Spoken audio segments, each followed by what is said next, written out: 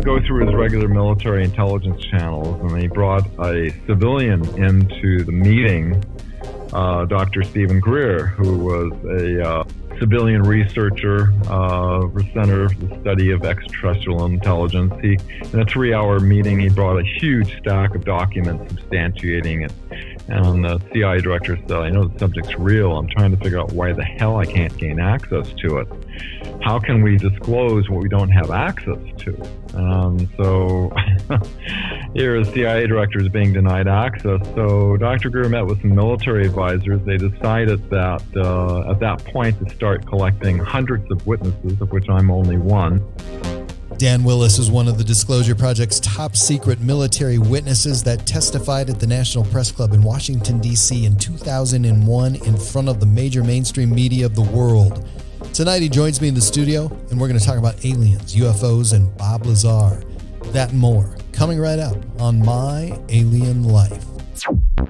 My Alien Life is recorded live from atop the Northern Rocky Mountains and is available on Spotify, Stitcher, iTunes, and everywhere fine podcasts are found. My website is at www.myalienlifepodcast.com.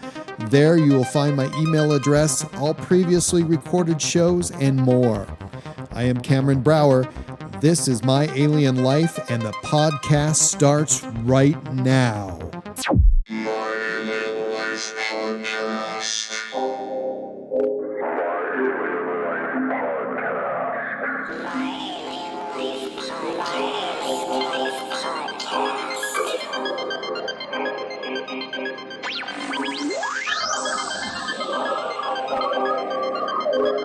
Three, two, 1, 0, 0, and liftoff.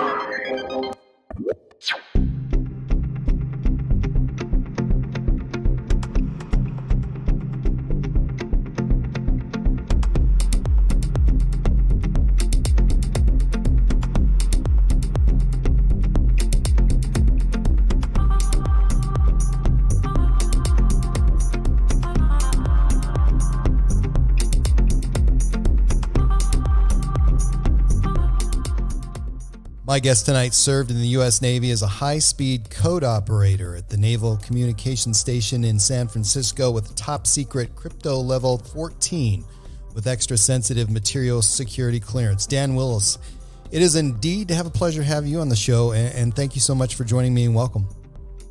My pleasure, Cameron. So there's so much to talk about, and I've been looking at your website, which is vast and just totally stunned and amazed by some of the content. But your life, give us some of the highlights for those who don't know you, and what are your contributions and legacies in ufology? Well, if you want to think that far into the future about a legacy, but yeah. I'm just one of hundreds of witnesses, when I was in the United States Navy, as you mentioned, I worked at the Naval Communications Station in San Francisco in the code room because they had to use that primitive communication method because the teletypes, the crypto, trying to through atmospheric conditions doesn't make it through, but Morse code has to do with a human operator and you have to type out the messages. So I was a certified high-speed code operator, which, at the time I could do 25 words a minute. No, I can't do anything like that now, but I took one message back in 1969 that all stuck in my head. The ship reported off the Port Valley brightly glowing 70-foot diameter reddish-orange glowing disc that merged out of the ocean, shot straight up into space. The radar operator tracked the blip at about 7,000 miles per hour. This was a secret classified priority level going to Chief of Naval Operations. It all stuck in my head, and, today, many, many years later, I find that after, researching this subject quite a bit, there's like thousands of reports. The Navy, under JANUP 146, under the Espionage Act, sailors can't tell the public about UFOs or USO reports that they experience at sea because you go to prison. It's like a 10-year prison sentence. what happened was my little contribute to UFOlogy, I guess, was back in 2001, May 9th, the largest event in the history of the National Press Club. Over 500 military intelligence witnesses were gathered, 20 of them, of which I was one, were willing to testify under oath before a congressional hearing. We had 22 cameras of the mainstream media in the back row. Each one of us, after we gave our testimony, stated that we were willing to testify under oath. That's a penalty of perjury. A lot of us breaking national security oaths. We were revealing bases on the other side of the moon. NASA airbrushing out, and the astronauts were told to keep secret what happened when we went to the moon.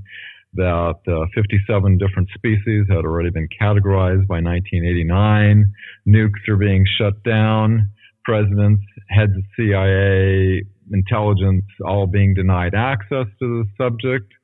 That we have scientists that were willing to bring forth in an open congressional hearing that could prove that we have 0-point energy, unlimited clean energy. Like imagine a little box that could power your entire home or business with multiple kilowatts without any type of pollution.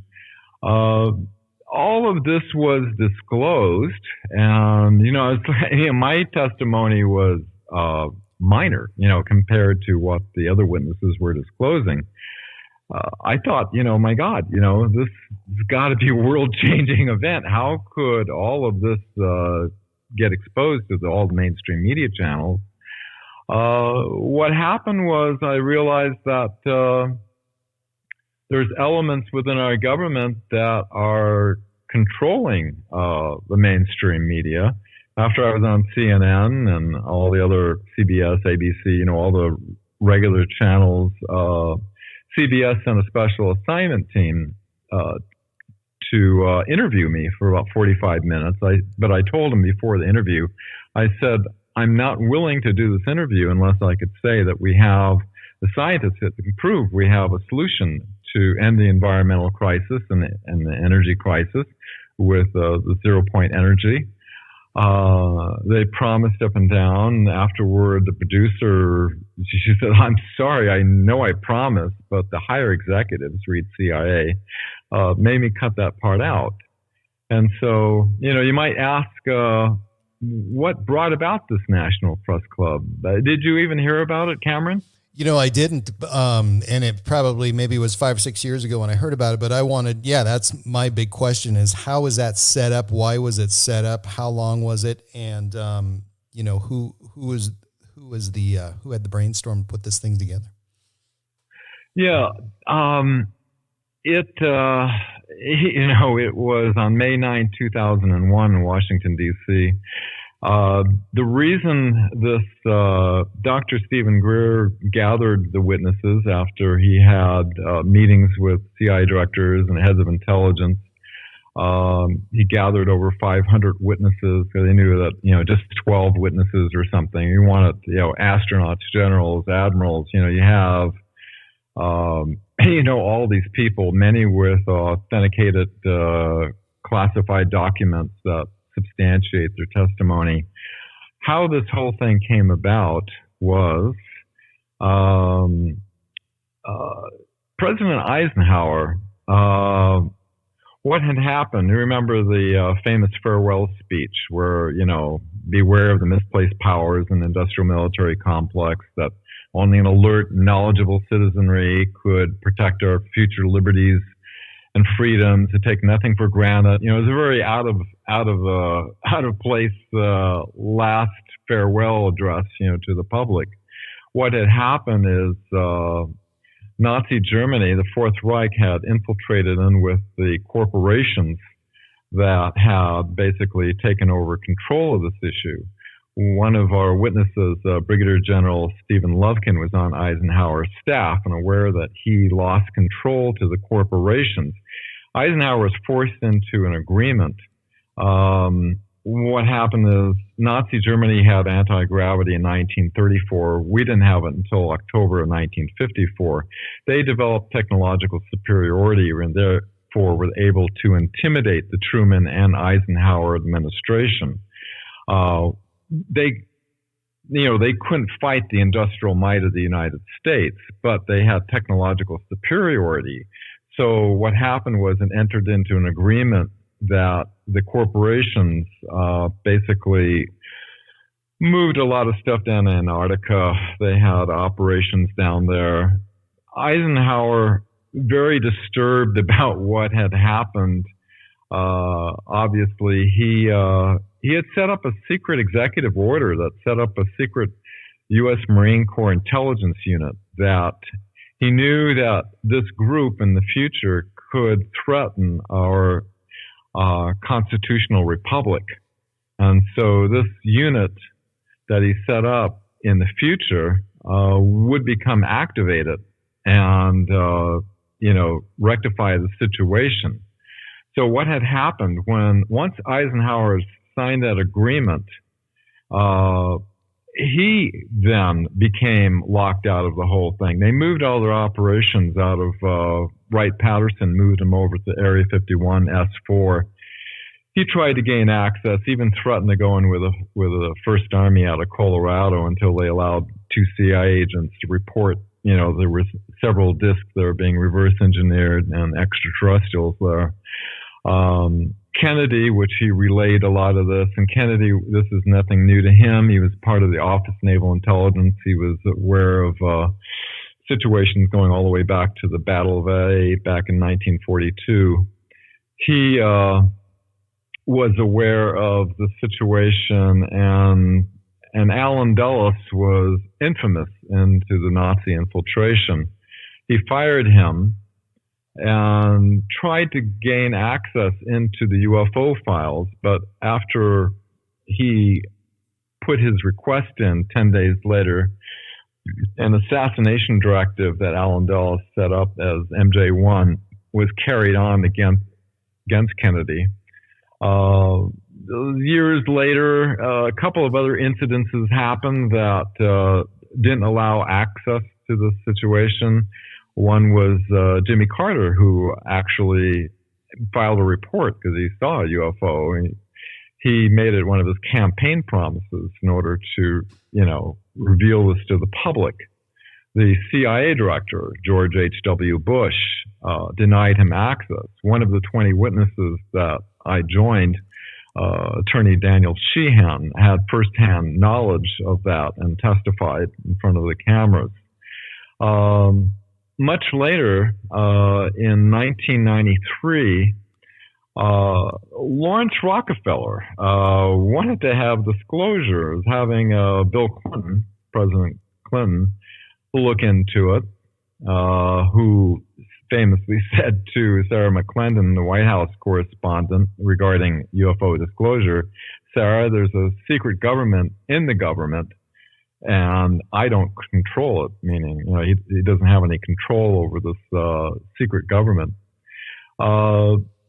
Afterward, he had his CIA director, James Woolsey, try to look into it. The CIA director was denied access.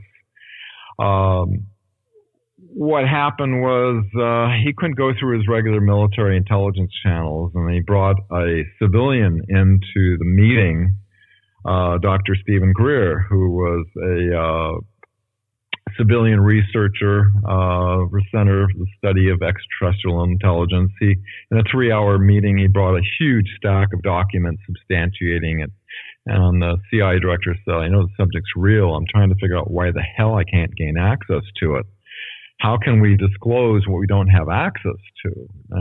So here, the CIA director is being denied access. So Dr. Greer met with some military advisors. They decided that at that point to start collecting hundreds of witnesses, of which I'm only one. So 1993, then we move up to about the year 1997, where interesting enough, there was a couple of meetings outside of Area 51 one of which I was at, which was the first time Bob Lazar ever went public. And there was a small group under a military tent that was set up, and no recordings were allowed. But I covertly recorded the full 2 hours of questions being hit with Bob. It's probably why he doesn't go public very much anymore. Anyway, I put it up online at thewebmatrix.net. You can see it in the 1993 timeline. One of these meetings triggered the base to go into lockdown at Area 51, and the National Reconnaissance Office sent out a classified advisory document that was basically warning the personnel to, avoid these people at all costs, don't interact with them, there'll be disciplinary actions. But what's interesting about this document is it had a distribution list. And on the distribution list, it had operations like Cosmic Ops, Imagi Ops, which were unacknowledged special access programs being run by corporations. This document was presented at the Pentagon to the head of intelligence for the Joint Chiefs of Staff, Vice Admiral Thomas Wilson. He looked into it, found out these projects did exist, and he was denied access. And he said, "I'm sorry, sir, you don't have a need to know." And he said, "The hell I don't. I'm the head of intelligence for the Joint Chiefs of Staff." Dr. Greer was joined by astronaut Edgar Mitchell and Commander Will Miller. And what happened was when the admiral was denied access, he told Dr. Greer, "If you can gather your people together that can talk on record, you have my permission to go to the mainstream media with this. This group is illegal, quote unquote." This whole thing, this was what triggered the May 9th, 2001 National Press Club, to make a long story short. This meeting was also substantiated earlier this year when astronaut Edgar Mitchell passed away. In his file archives, there was a transcript where astrophysicist Eric Davis met with Admiral Wilson up by the EG&G building, which is the where they have the Janet flights going off to Area 51, and he sat into the official vehicle of the admiral in the back seat there, conversing about this whole thing. The admiral was fiercely upset.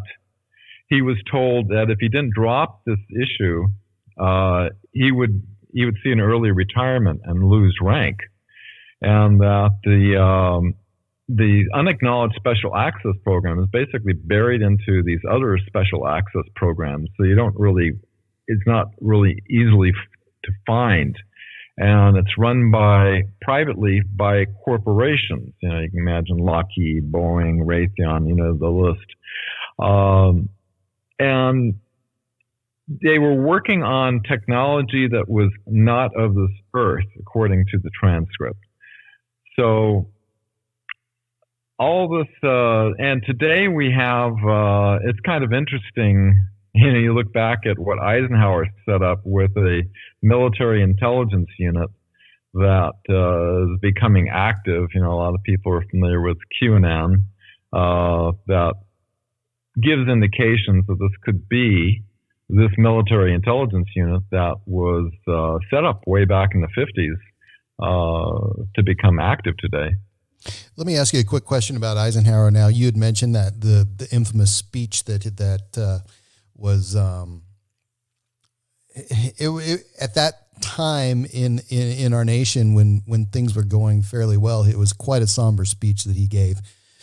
And what was that in reaction to, do you think? I mean, why the speech? Why did he put together the speech? Why did that happen when things were going so well? Was it something that he was looking forward to in the future, or not looking forward to in the future, or is it part of the process that the government was going through at the time?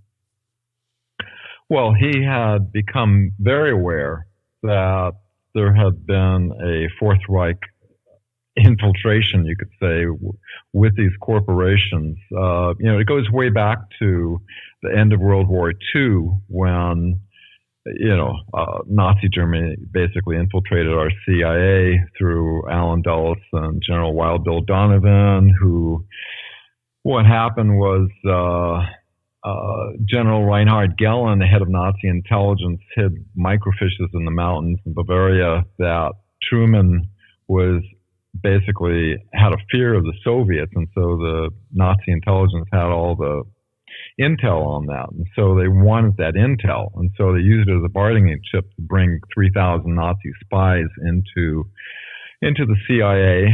NASA, familiar with, some of the heads of NASA have been, former SS, and then we have Werner von Braun, whose mentor was Professor Hermann Oberth, who said, we had help from people from other worlds. Apparently a reptilian race was assisting Nazi Germany to have this incredible advancement.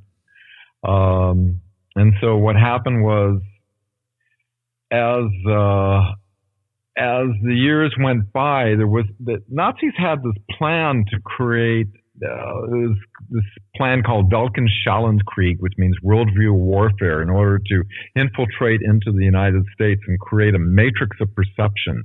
They were able to do that effectively working with the Rockefeller Foundation that took over the control of history and had the actual, history books rewritten what happened in World War II. I mean, there's a lot of truth of what happened, but some of the key elements were removed, like the Nazis escaping and infiltrating. You've got Operation Mockingbird in 1950, where they started with 400 journalists. The CIA was paying them for, still controlled today, our mainstream media. Operation Dove, 1951, they started into the entertainment industry. The first movie was The Day the Earth Stood Still, and to present day. Also, Office of Naval Intelligence got involved in that too. But that's another whole story. Let's see, we've got our education, our media, our entertainment, and also our technology. The Invention Secrecy Act in 1951.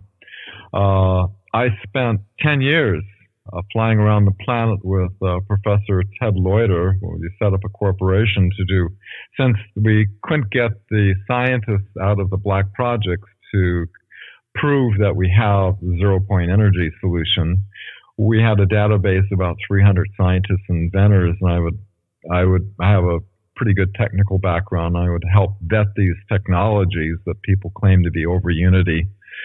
And what happens is most of them get, the ones that don't get murdered, get what's called a national security order, which is out of the U.S. Patent Office, a secret system called the Sensitive Application Warning System, where anybody has anti-gravity, anything over unity, basically free energy, you could call it, super conductivity at room temperature. Any of these things that's on this list, they automatically get issued one of these national security orders, which says your invention has been deemed to be a detriment to the national security of the United States, therefore you cannot share it with anybody, and anybody you've shared it with, we have to know about who they are. And so they've been effectively keeping us technologically hijacked, using these dangerous, obsolete technologies of nuclear, oil, and coal all these decades, when we've had a solution that could have replaced it a long time ago. So why is this happening? I mean, why are we using oil? Why are we using this dangerous nuclear energy with the dangerous nuclear energy? There's other kinds that are safer, but this is less expensive, and why? Yeah, exactly, and highly dangerous as Fukushima's, Gulf oil spills, and all these things happening. Well, there is an elite group tied in with some of the wealthiest people in the world that, the mainstream media basically takes its orders from the Bilderberg meetings that was set up by the former Nazi SS in 1954. And basically, the six corporations get its talking points to go along with its agenda. This group has kept us in a certain state using these obsolete technologies, while at the same time, they have technologies that look far more advanced than anything we've seen in science fiction.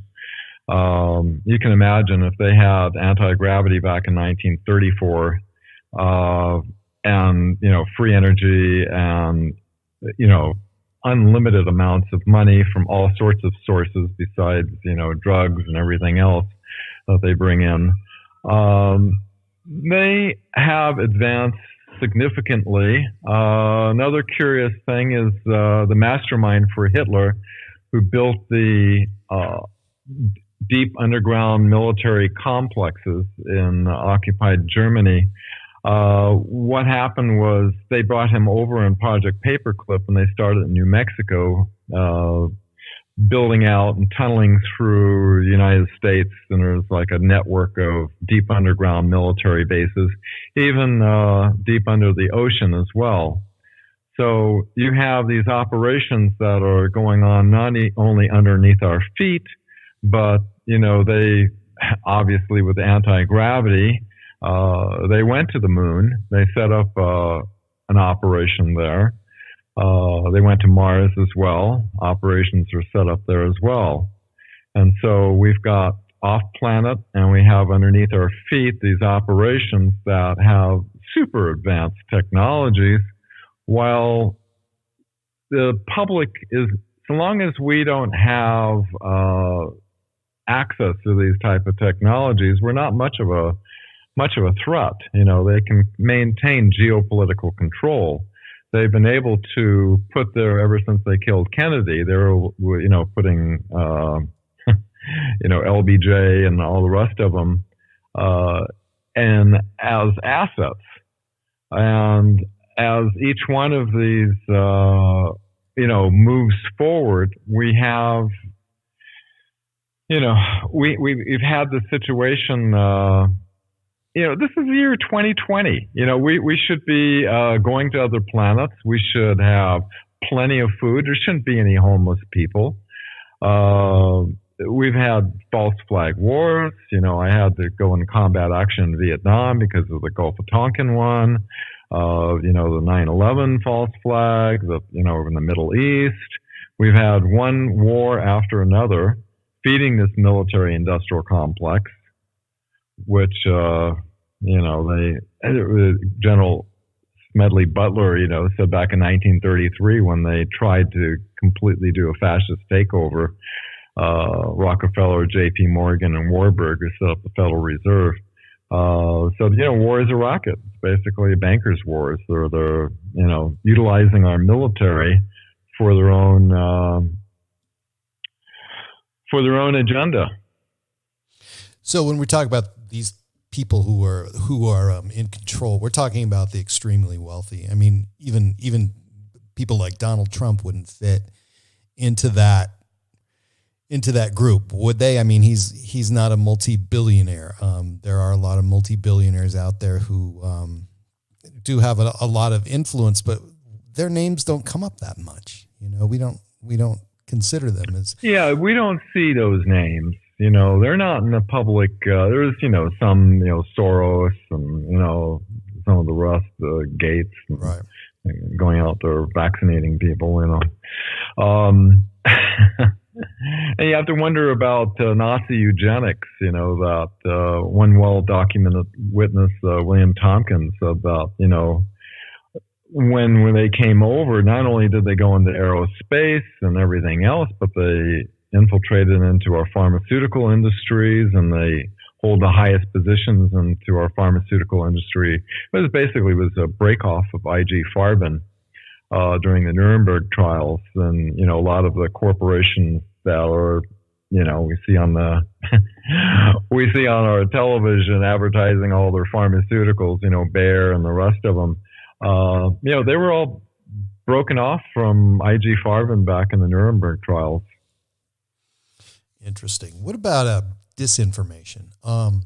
We have people out there who provide us a lot of information, a lot of they're part of the UFO alien community, but there's got to be people in there who are providing disinformation. Richard Doty claims to be one, and there's others. How does that figure into that equation? Oh, absolutely. Ever since the 1950s, the CIA was always trying to see how easily the public can be fooled. And you think of Adamski and a lot of the flying saucer stuff that was happening back then. A lot of that was from the Nazi Germany. They think of things like the flat earth theory, it's like they put that out so that they can lump that together with somebody claiming something else. Oh yeah, and he does, and he goes along with the flat earth theory too, and they have operations called DDT operations, decoy, distract, trash, where they have somebody come in and they have a wrap of a lot of credible information that can be looked up and substantiated, and then they go along and get they act as a decoy, to get people's attention, and they distract people, and then what happens is they totally go off on something that's totally disinformation or wrong, and so it basically trashes that whole testimony in people's mind, and effectively anybody that's associated with that group or that testimony or that disclosure gets kind of lumped into that and taken down. So they have a lot of different techniques to do that. Going back to when they assassinated Kennedy, the CIA put out a dispatch to call anybody a conspiracy theorist back in 1967. And to say, oh, well, they, half-baked theories and they have financial interest in it. They're trying to sell a book or something like that. That's why I never do anything with money, related with this whole thing. They were even lying to their own agents. They said that Lee Harvey Oswald was not part of the CIA, but later a memorandum put out by John McCone, the CIA director, made it clear that Harvey Oswald was trained under the Office of Naval Intelligence for the CIA. My Alien Life Podcast. Hey everybody, it's Cam Brower, and I'd like you to check out My Alien Life patron page. What is it? Well, think of it as an online tip jar. My Alien Life page is a website that gives everyone in the world an opportunity to become a patron and support the artists they believe in. The great thing about supporting My Alien Life is you get to decide how much you feel comfortable contributing to each podcast. My goal is to keep going at least 2 podcasts each week. And it's okay if you want to put a cap on how much you'd like to support every month so you don't go over your budget. As you know, some weeks I get a burst of energy and I want to produce lots of new content. I'll keep producing episode after episode and you'll get all the content. I won't hold back and make you pay for extra. And if you want to just listen without being a patron, that's awesome. You still get to hear all My Alien Life podcasts for free. It's expensive to make a podcast. There's electronic gear, web domain fees, web hosting fees, t-shirts, postage stamps, tinfoil hats, alien assault spray, and much more. No matter what you decide, please always listen to the podcast. That's what I really want. We're a team, and your support is what keeps people like me going. Thank you for being amazing, and keep listening to My Alien Life, the podcast.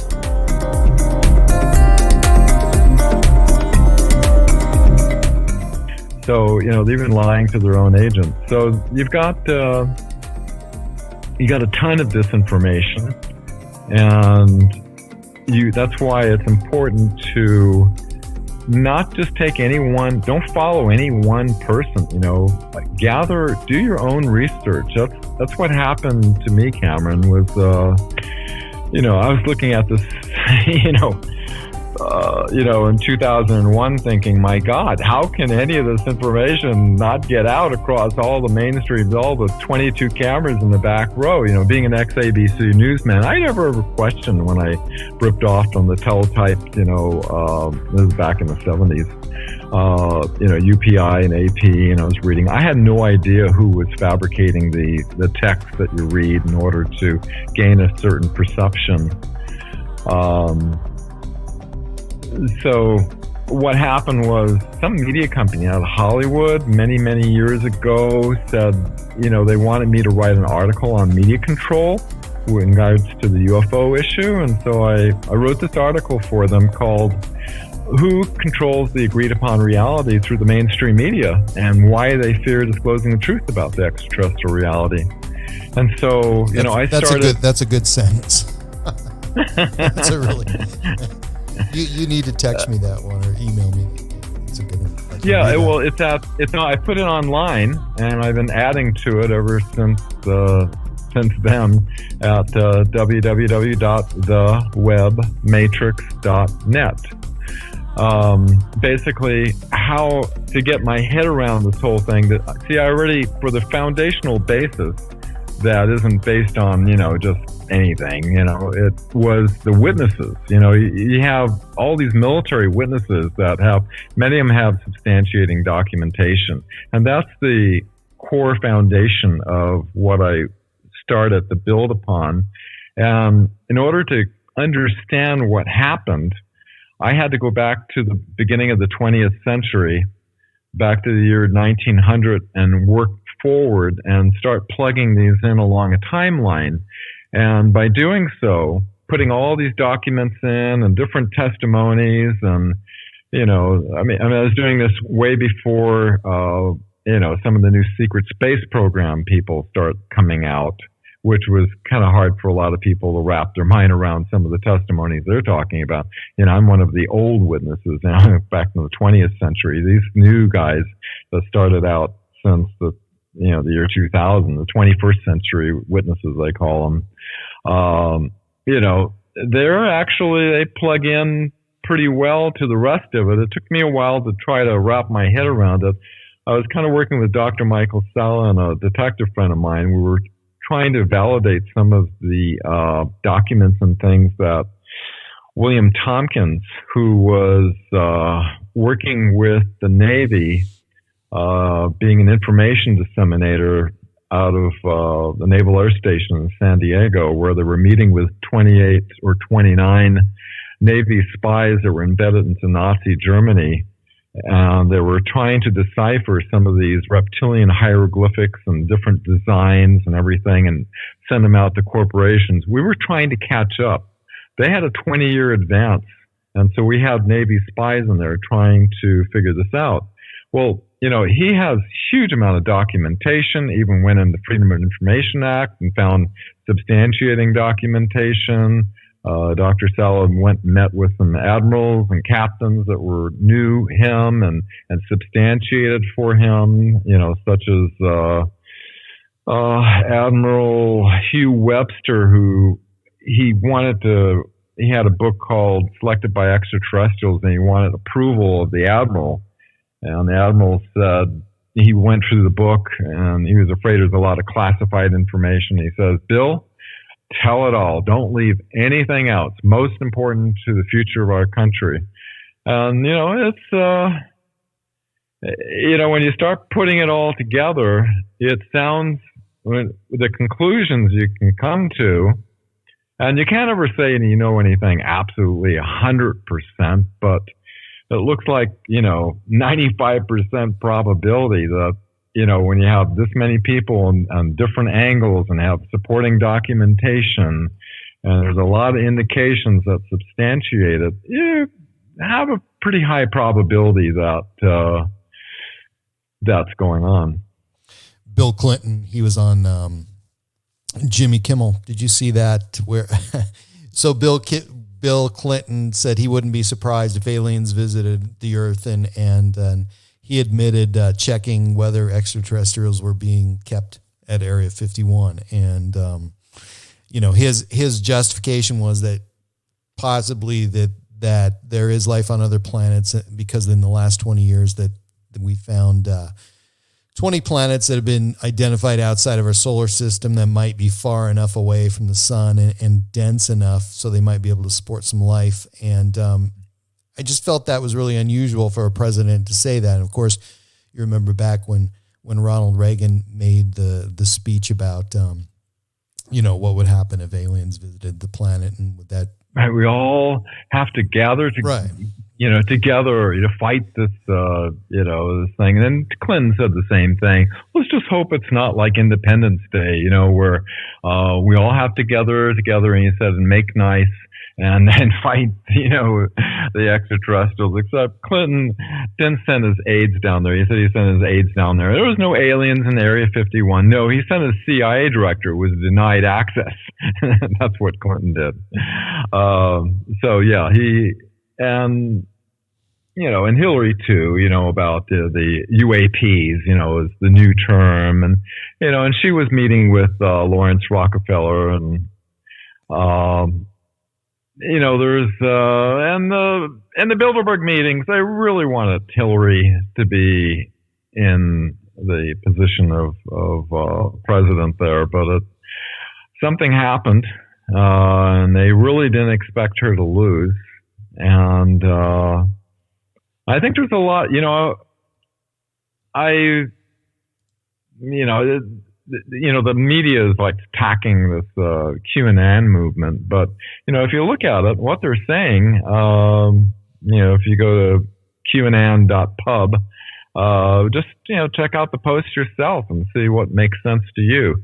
A lot of it just correlates perfectly with a lot that the public has not been educated on that indicates this infiltration and control of the mainstream media, manipulating the public's perceptions to hide these operations. Let's back up just a little bit. I was going to ask you about when you were in the Navy, and you had the instance where you received a message about a possible UFO sighting. What was the protocol back then for something like that when it happened, and were you allowed to talk about it? Well, you're not allowed to talk about it. I was actually basically taking a message from a ship, and it basically had to hand it over to the communications watch officer, which sent it on the crypto to Washington, D.C., the chief of naval operations. Yeah, back then, you couldn't talk about it. There was like a 10-year in prison, if you... Is that all? Yeah, you don't want to talk about it. I thought for a second, it was like, it was almost, this was like really unusual, and I thought of maybe copying it on, but no, I better not do that.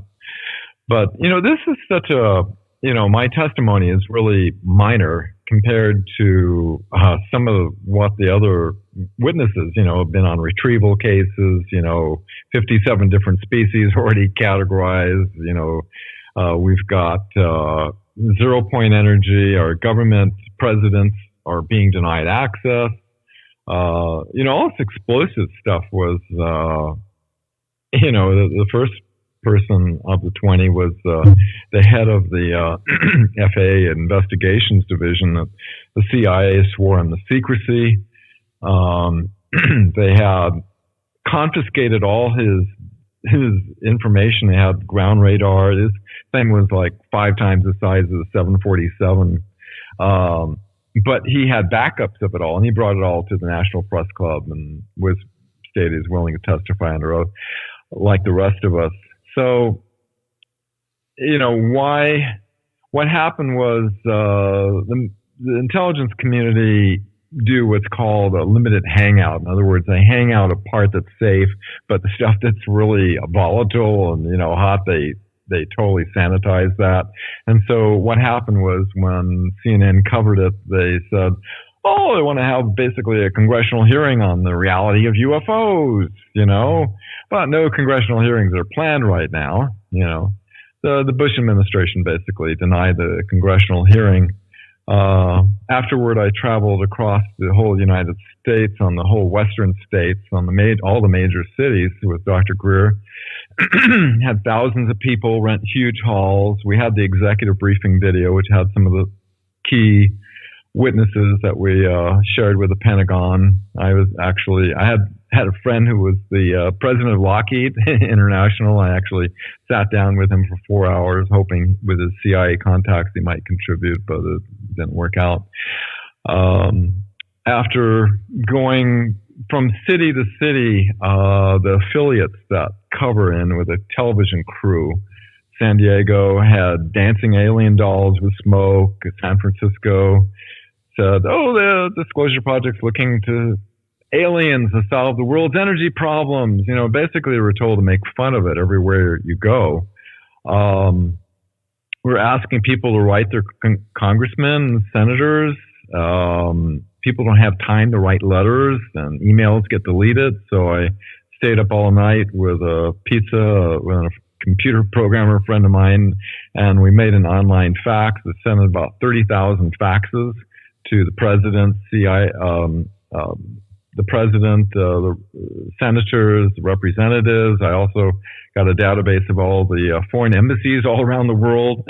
And so, all these went out, and I told people I was kind of an administrator for the website. So I told people, if you get a response from the president, your senator or representative, send it to me so I can post it online so we can see how our government's responding to this.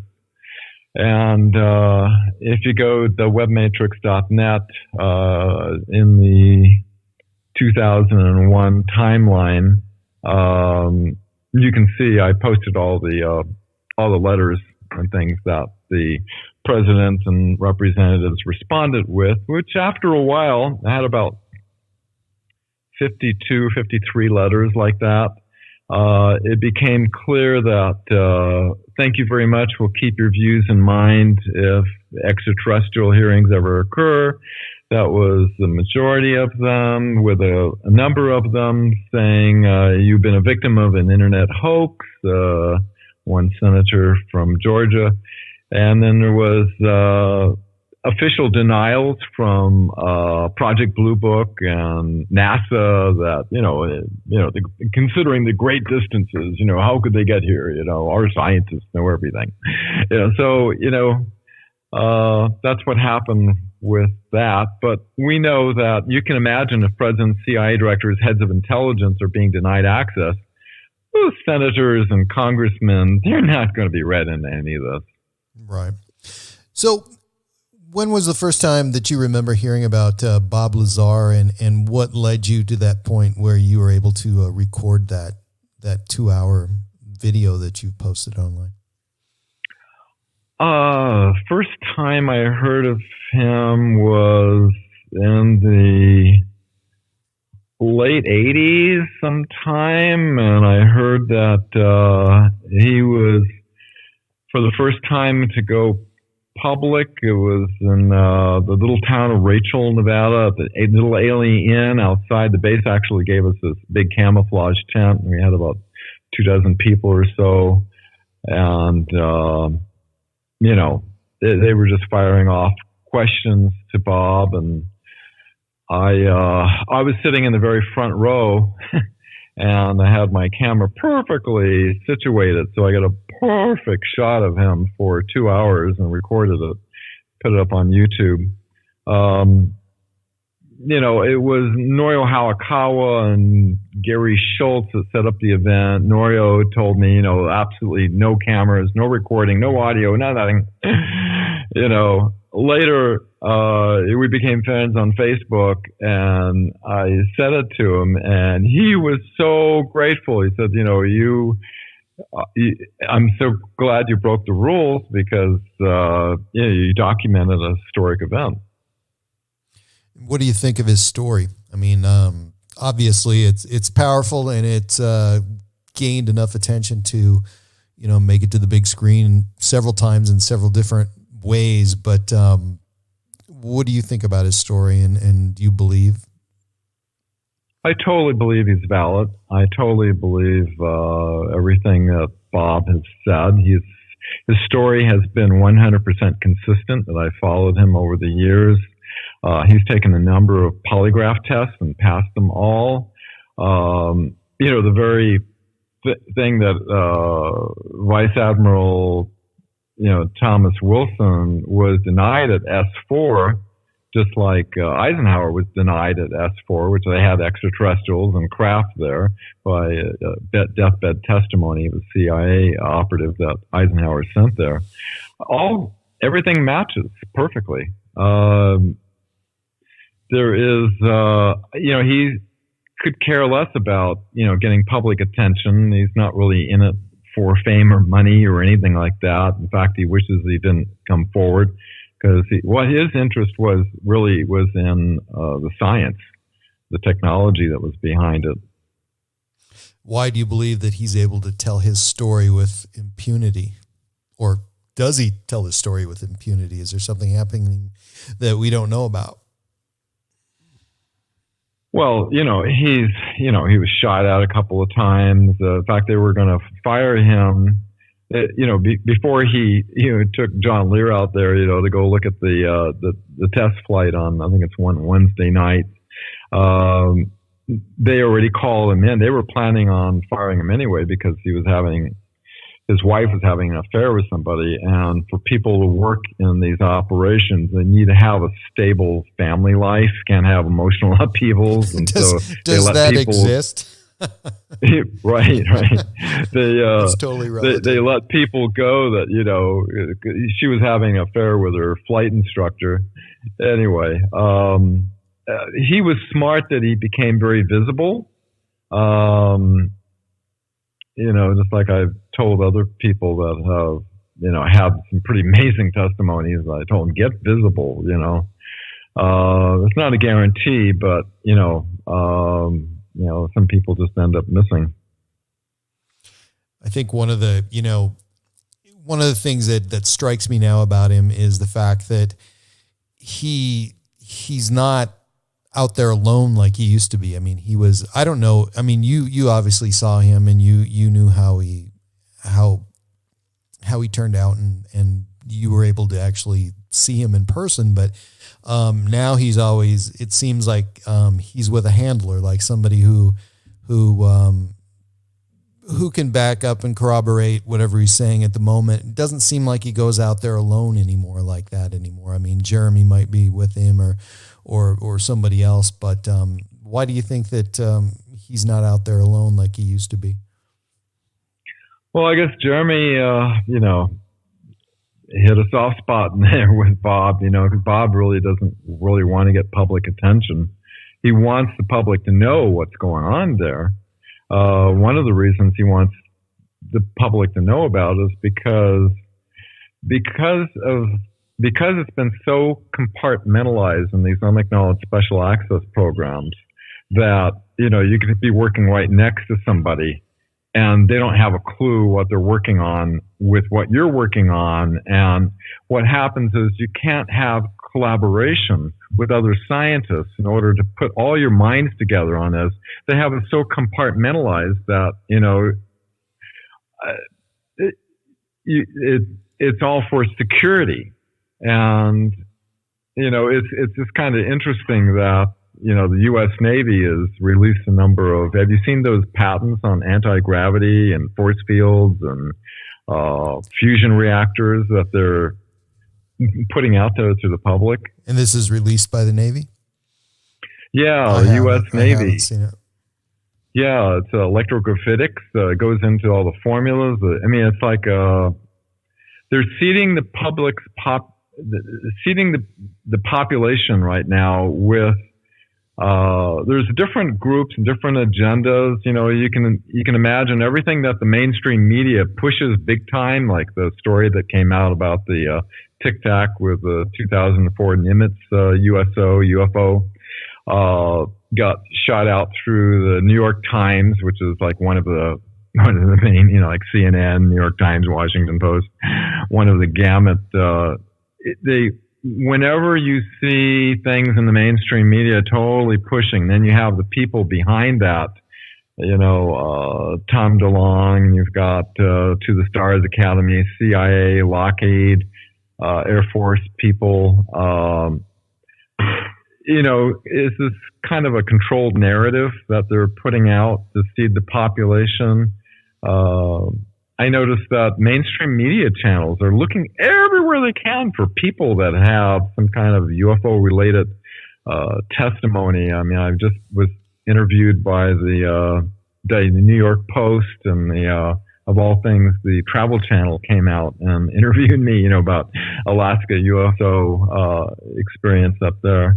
And so they're wanting to get the public ready. That's why everywhere you see everything, even your grandmother knows about UFOs now, coming out, because they're getting ready. But there's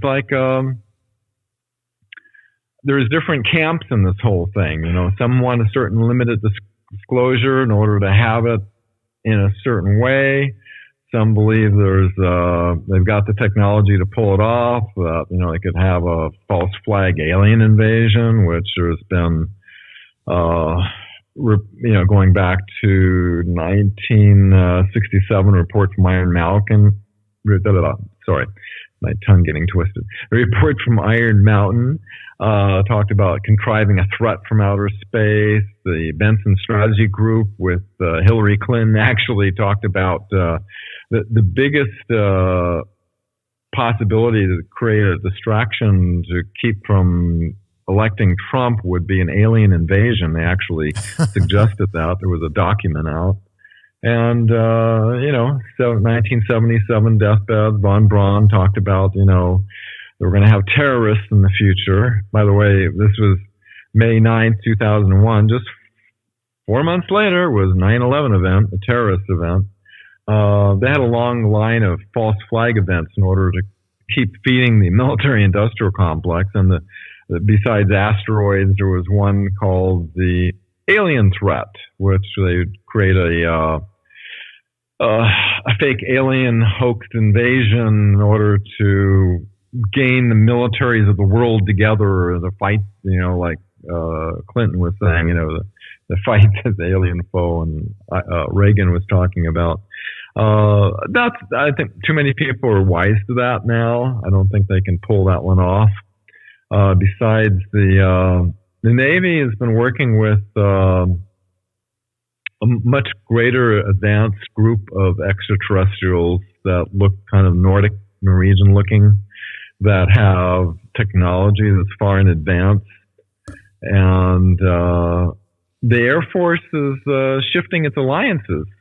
What happened was the Air Force, CIA, all that with NASA and everything, basically got into this agreement that Eisenhower was forced into, and have been working with this reptilian alliance, which Professor Herman Ober talked about.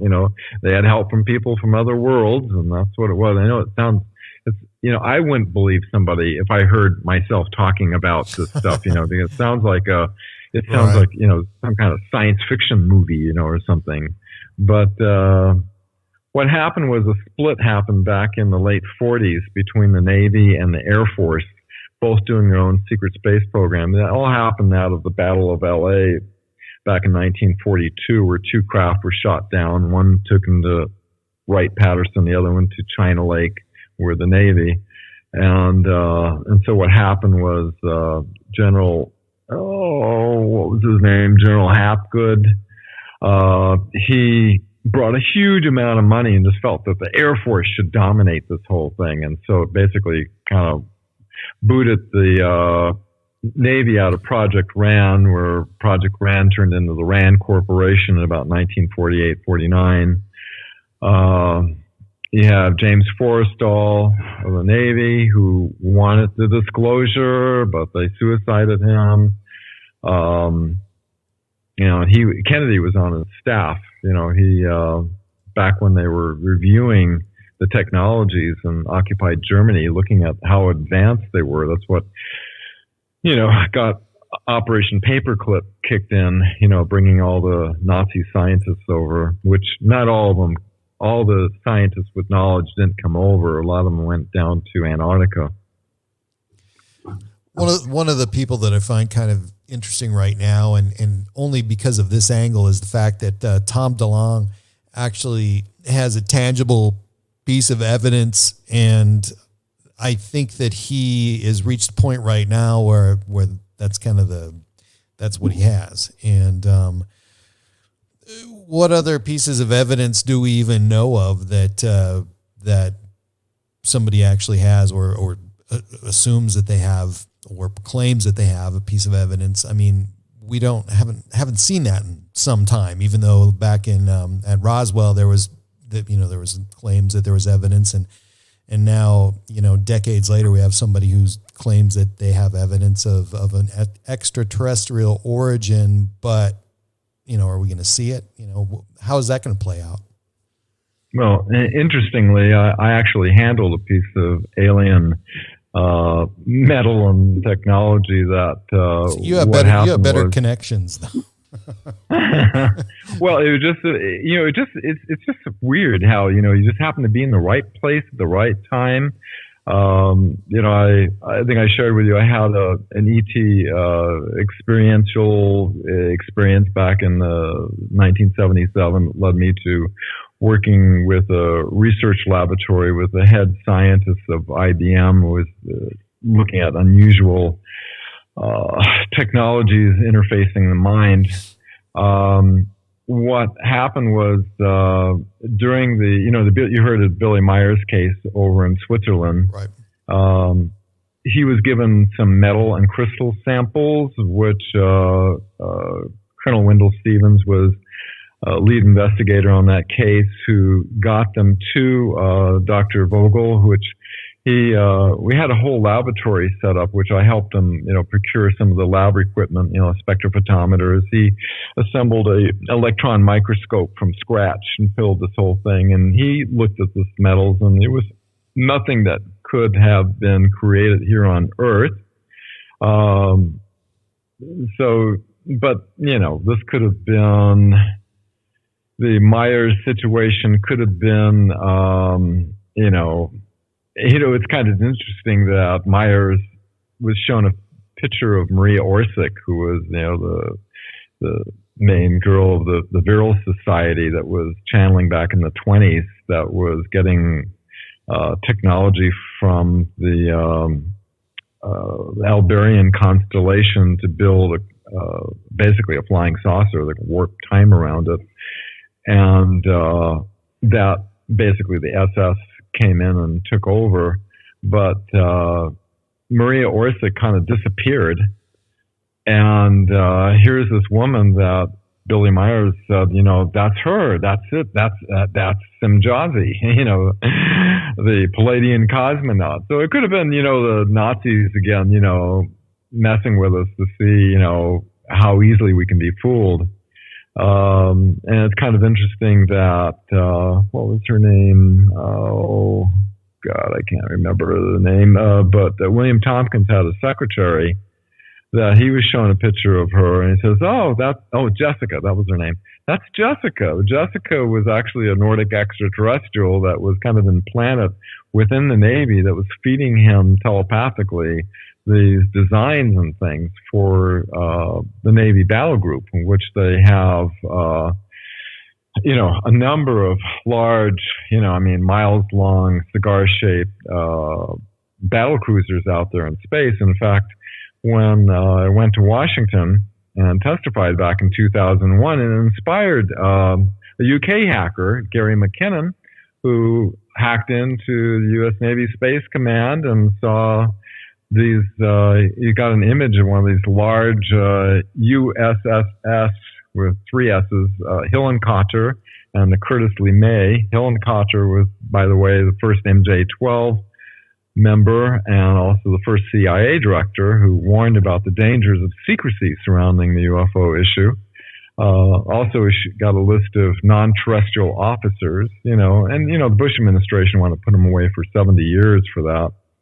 It also inspired a professor of international conflict resolution, and started looking into the UFOs, and the university actually fired him because of his interest in UFOs, and now he does it full time, Dr. Michael Salla, which I totally respect his ability to go in, and he's been vetting a lot of these new 21st century witnesses, and has done quite a bit of incredible research.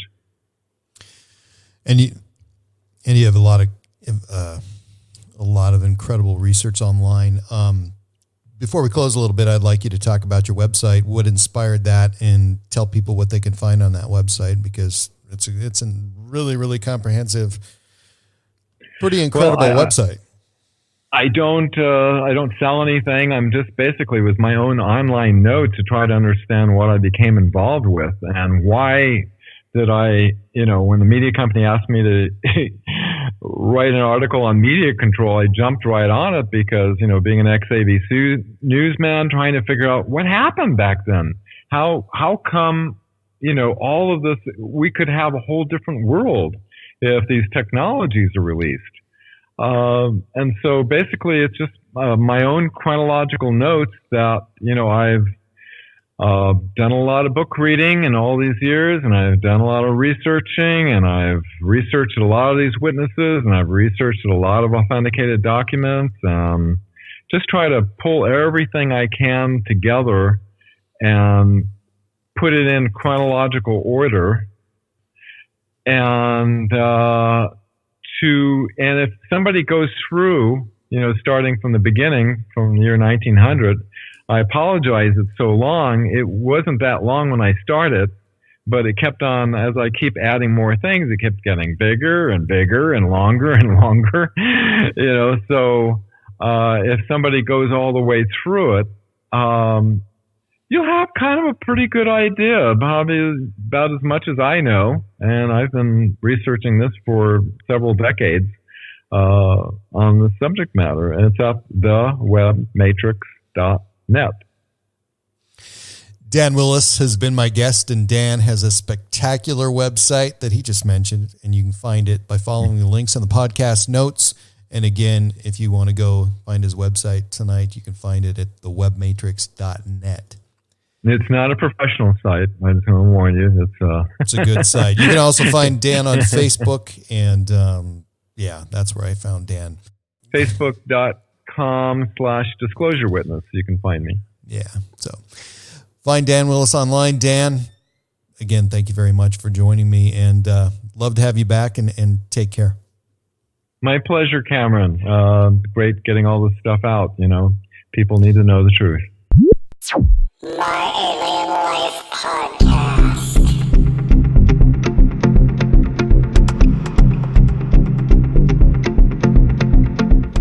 You can find my website at www.myalienlifepodcast.com, and please subscribe to my latest downloads at iTunes, Spotify, Stitcher, and at podbean.com. And please follow me and like me on Facebook and Twitter. My Alien Life is written and produced for broadcast at Studio 254 in the Northern Rocky Mountains. The music you are hearing is produced and created by Elion. You can find all Elion's work online at Heart Dance Records.